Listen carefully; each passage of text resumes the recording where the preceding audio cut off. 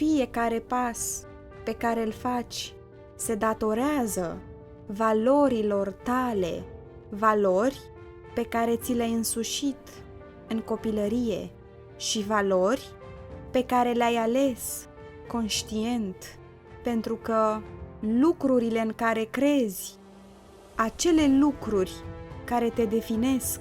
ajung să dea o formă deciziilor tale. Dacă compasiunea este cu adevărat importantă în viața ta, dacă determinarea este cheia în a-ți îndeplini obiectivele, dacă ai nevoie de acea pace interioară pentru a supraviețui,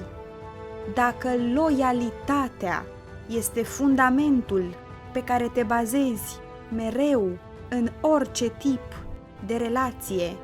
iar dacă încrederea este cea care te face să rămâi și să lupți, cu siguranță alegerile pe care le vei face te vor ajuta să fii mulțumit